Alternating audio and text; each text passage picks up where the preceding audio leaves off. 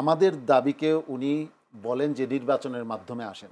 আপনাকে একটা সহজ প্রশ্ন দিই, একটা পরীক্ষার মধ্য দিয়ে আমাকে আপনার চেয়ারে বসতে হবে।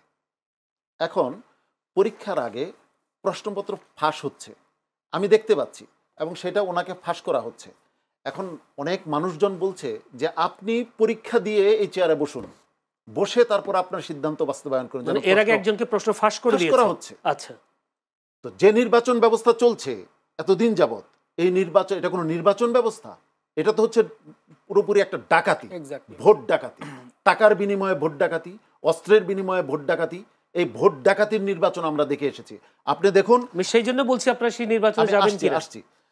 আপনি দেখুন, এখন পর্যন্ত যতগুলি নির্বাচন আমাদের রাজনৈতিক সহিংসতার ঘটনা ঘটেছে একেবারে স্বাধীনতার পর থেকে এই পর্যন্ত, প্রত্যেকটাকে নির্বাচন কেন্দ্র করে হয়েছে। তার মানে নির্বাচন ব্যবস্থাটাই হচ্ছে মূল সংস্কারের জায়গা ছিল। এখন আপনি বলছেন নির্বাচন জাতীয় ঐকমত্য কমিশনে পিআর ছিল না। আমি যদি এটা যুক্তির খাতিরে মেনেও নেই, জাতীয় নির্বাচন কমিশনে কি গণভোট ছিল? ঐকমত্য কমিশনে কি গণভোট ছিল? এটা তো আলোচনায় এসেছে এবং তারপরে এটা করতে হয়েছে এবং সবাই একমত হয়েছে। গণভোটে একমত হয়েছে সবাই, হ্যাঁ একমত হয়েছে। পিআর পদ্ধতিতে তো ঐকমত্যে পৌঁছাতে পারেনি। যুক্তিটা দিতে দেন যে তারা গণভোট তো ছিল না এজেন্ডায়, এজেন্ডায় তো এসেছে। আর আমাদের পিআর এজেন্ডার যে সময় এজেন্ডায় ওঠে নাই সেই সময় আমরা এটার দাবি জানিয়েছি আপনারা কেন এজেন্ডাভুক্ত করবেন না।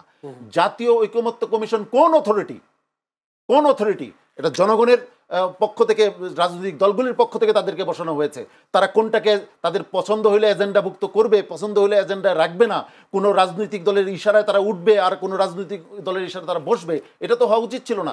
সব এজেন্ডাভুক্ত হওয়া দরকার ছিল। আমার একটা প্রশ্ন, আমি শেষ করি, যদি আলোচনার মধ্য দিয়ে কমিশন নিয়ে একটা প্রশ্ন আমি শেষ করে দিই, এটা যদি আলোচনার মধ্য দিয়ে আলোচনায় আসতো, আলোচনার মধ্য দিয়ে পিআর যদি বাতিল হতো, আমাদের কোনো আপত্তি ছিল না। কিন্তু তারা, আমরা মৌখিকভাবে বলার পর, লিখিতভাবে বলার পর, তারা পিআরকে কেন এজেন্ডাভুক্ত করলেন না, এটাই তো আমার কাছে উদ্দেশ্য প্রণোদিত। আবার পিআর হয়েছে, উচ্চকক্ষে পিআর বিষয়ে সবাই একমত হয়েছে, বিএনপি সেখানে নোট অফ ডিসেন্ট দিয়ে রেখেছে। তারা এটা করবে না, তারা এটা করতে চায় না। তারা কি করতে চায়? নিম্নকক্ষের রেপ্লিকা বানাতে চায় উচ্চকক্ষকে। তো এটার মানে তো পিআর না, জনগণের প্রতিনিধিত্ব এখানে আসবে না।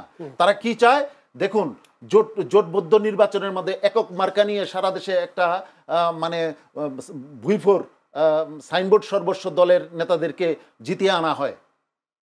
আরপিওতে মানে কি করার জন্য প্রস্তাব আসলো, জোটবদ্ধ হইলেও আলাদা আলাদা প্রতীকে।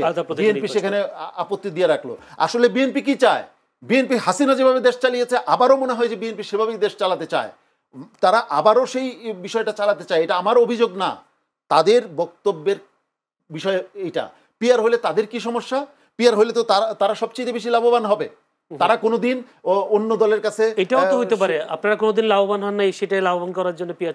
আমরা কোনোদিন লাভবান হই না, আমরা সবসময় লাভবান। ইসলামী আন্দোলন মনে করে আমরা কোনো দুনিয়াবি স্বার্থের জন্য আমরা রাজনীতি করি না। যদি করতাম তাহলে বিভিন্ন রাজনৈতিক সরকারের সময় আমরা অনেক বেশি বেশি আসন পাওয়া সম্ভব ছিল, যেটা অন্যদের দৃষ্টান্ত আপনারা দেখতে পান। কিন্তু আমরা সেগুলিকে ঘৃণাভরে প্রত্যাখ্যান করেছি। আমরা জনগণের জন্য আন্দোলন করি, জনগণের স্বার্থে আন্দোলন করি। এতে যদি আমরা ওই ক্ষমতার চেয়ারে বসতে নাও পারি, তাতে আমাদের কোনো আফসোস নাই। এতদিন আফসোস ছিল না, এখনো আফসোস নাই। এখন কি তাই সেই কারণে জামায়াতের সাথে নির্বাচনী সমঝোতা যাচ্ছে? আমরা জামাতের সাথে তো নির্বাচনী সমঝোতায় যাচ্ছি ভিন্ন কারণে। আমরা বলেছি আমরা জনগণ এইবার ইসলামের পক্ষে একক মার্কা চায়। আমরা জামাতের রাজনীতি জামাতের কাছে, আমরা আমাদের মার্কা নিয়ে আমরা জনগণের কাছে যাব, তাদের মার্কা নিয়ে তারা জনগণের কাছে যাবে। অতএব আমাদের আমার একটা কথা বলা দরকার, পিআর হলে রাজনৈতিক দলের চাইতে জনগণের, ভোটারদের লাভ হবে সবচেয়ে বেশি।